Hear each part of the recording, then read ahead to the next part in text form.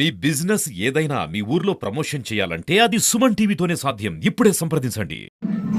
ఈ రోజు రాష్ట్రంలో జరుగుతున్నటువంటి అవినీతి కోసం, అన్యాయం కోసం, దుర్మార్గ పరిపాలన కోసం ఈరోజు చంద్రబాబు నాయుడు గారు, పవన్ కళ్యాణ్ గారు ఒక కూటమిగా ఏర్పడి రాష్ట్రం వెనకబడిపోయింది.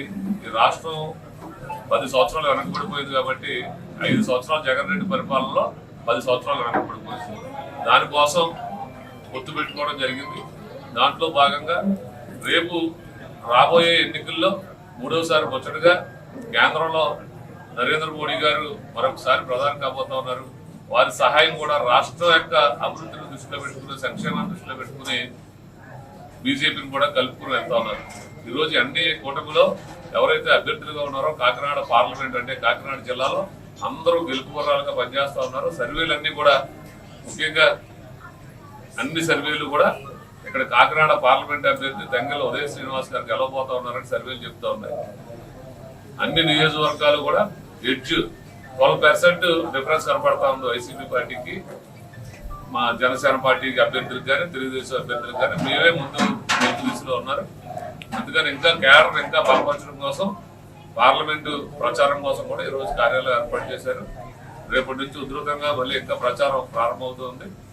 దీని తర్వాత ఎవరైతే ఇప్పటి వరకు సమన్వయకర్తగా పనిచేసినటువంటి మన సోడిశెట్టి గణేష్ కి సహకారం దిశగా ఎలక్షన్ కోసం పెద్దలు గౌరవనీయులు ఎలక్షన్ లో ఎంతో అనుభవం ఉన్నటువంటి సోదరులు మన మధు వీరేష్ గారిని ఇక్కడ పార్లమెంటు కన్వీనర్ గా పార్లమెంటు పనిచేయడానికి వారి గుడికి నియమించారు ఆయన ప్రెసిడెంటియల్ టీంలో.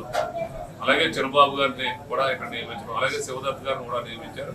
వారందరూ కూడా ఇక్కడ పార్టీ శ్రేణులందరికీ, అటు తెలుగుదేశం పార్టీ శ్రేణులకి, బీజేపీ పార్టీ శ్రేణులకి, జనసేన పార్టీ కార్యకర్తలకి, నాయకులకి, వీర మహిళలకి, జన సైనికులకి అందరూ ఎల్లప్పుడూ 24/7 అందుబాటులో ఉండి పార్టీని ముందుకు నడిపించడానికి వారు పనిచేస్తా ఉన్నారు. అందరూ కూడా వారితో ఏదైనా మనకు లోటుపాట్లు ఉన్నా, ఏం కావాలన్నా, మెటీరియల్ కావాలన్నా, ఏం కావాలన్నా వారికి టచ్లో ఉంటే వారు అందిస్తారు. ఖచ్చితంగా తురైతే మనం బంపర్ మెజార్టీతో దివ్య గెలవబోతా ఉన్నారు. పార్లమెంట్ అభ్యర్థి కూడా మంచి మెజార్టీ వస్తుందని సర్వేలు చెప్తున్నాయి.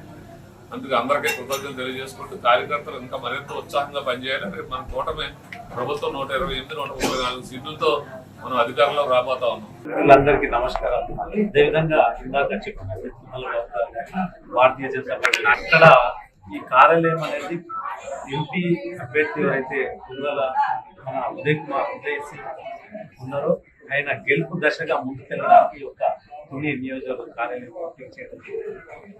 ఇక్కడ అనేక సమస్యలతో గత 5 ఏళ్ళ నుంచి అనేక సమస్యలు దృష్టికి రావడం జరిగింది. ఆ సమస్యలు పరిష్కరించాలంటే ఈరోజు ఏదైతే భారతీయ జనతా పార్టీ కానీ, తెలుగుదేశం కానీ, అదేవిధంగా జనసేన పార్టీ 3 కూటమి ఏర్పాటు చేసుకొని ఒక రాష్ట్ర అభివృద్ధి దశలో ముందుకెళ్లాలంటే ఈ కూటమికి ఓటేయాలనేది ఆ నినాదంతో ముందుకెళ్తున్న ఈ 3 పార్టీలు. అందులో భాగంగా ఈరోజు ఇక్కడ ఎంపీగా పోటీ చేస్తున్న ఉదయ శ్రీనివాస్ గారిని అఖండ మెజార్టీతో గెలిపిస్తారు.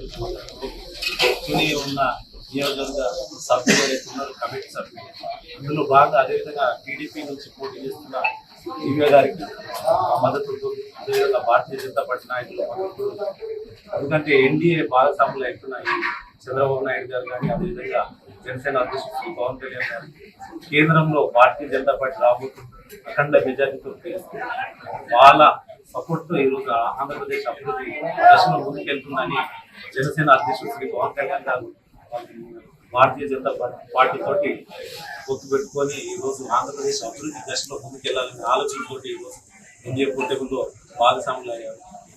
అదేవిధంగా ప్రతి ఒక్కరూ అక్కడున్న ఏదైతే కార్యకర్తలు కలిసి ప్రయాణం చేసి ఎంపీ అభ్యర్థిని, అదేవిధంగా ఇక్కడ ఉన్న శ్రీ తెలుగుదేశం అభ్యర్థిని గెలిపిస్తారని కోరుకుంటున్నారు.